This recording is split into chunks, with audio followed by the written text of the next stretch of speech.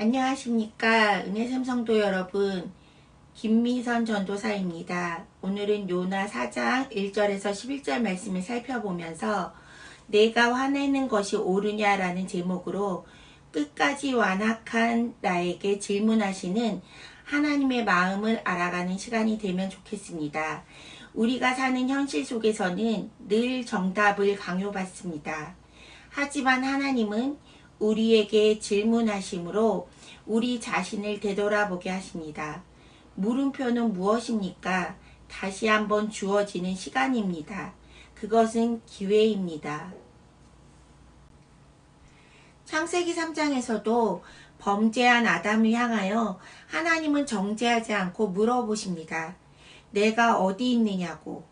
하지만 범죄한 인간의 대답은 하나님 제가 잘못했습니다가 아니라 변명이라는 것입니다.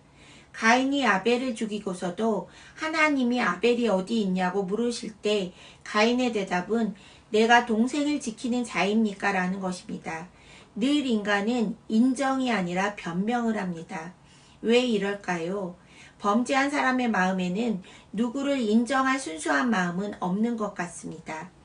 에덴 동산에서 쫓겨난 이후에 사람은 원죄를 가지고 태어나는데 사람을 사랑할 수 있는 아무것도 가지고 있지 않다는 것입니다.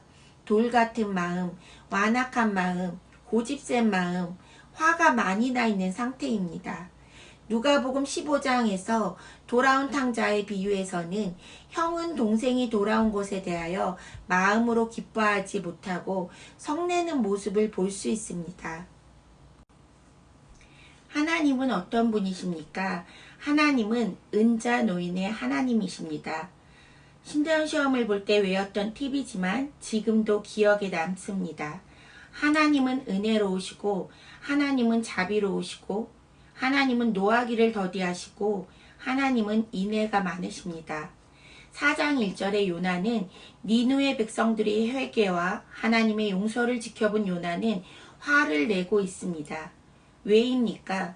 요나는 하나님의 성품을 알고 있기 때문입니다. 노하기를 더디하시고 자비로운 하나님을 알고 있기 때문입니다. 그런데 요나는 화를 내고 있습니다. 요나도 니느웨 사람들처럼 하나님의 은혜로 용서받고 살고 있는 자인데 요나는 하나님의 은혜를 잊어버리고 니느웨 사람들을 용서하시는 하나님에 대하여 화를 내고 있습니다. 사람의 완악함이 얼마나 큰지 요나는 화가 나서 죽을 지경이라고 합니다. 하나님은 요나의 태도에 대하여 내가 화내는 것이 옳으냐라고 계속 물으신다는 것입니다. 니느웨 백성을 사랑하시지만 요나 한 명을 끝까지 인격적으로 교훈하시는 하나님의 인내와 사랑을 볼 수 있습니다. 요나는 선민의식을 버리지 못하고 여전히 니느웨 백성을 향하여 멸망을 지켜보려는 완악한 마음을 가지고 있습니다.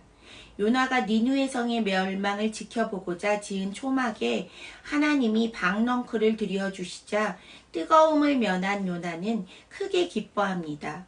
이튿날 박넝쿨이 시들고 떼약볕에 혼미해진 요나는 죽는 게 낫다고 또 하소연합니다.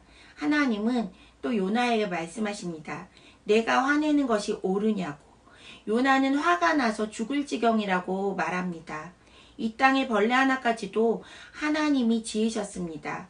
그런데 12만 명이나 되는 사람과 가축들이 죽어 없어지기를 바라는 요나의 완악한 마음은 무엇입니까?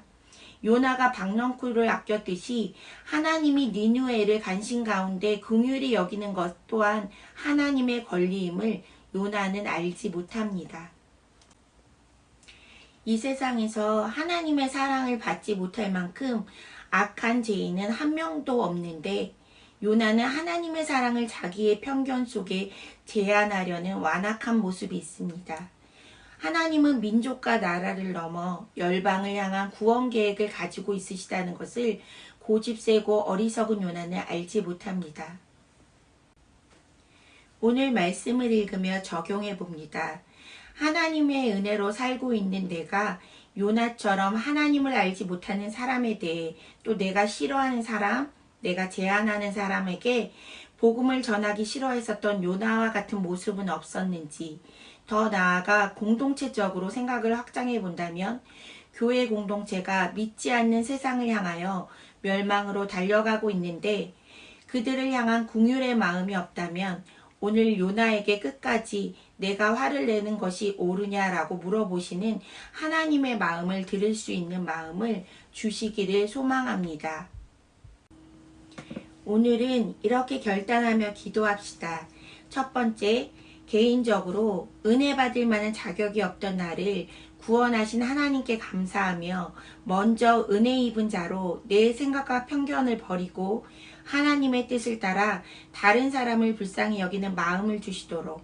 두 번째, 공동체적으로 하나님의 구원에는 차별이 없음을 알고 한 사람이라도 더 구원하시길 바라시는 하나님의 마음을 품고 생명을 구하며 복음을 전하는 일에 더욱 힘쓰도록 기도하겠습니다.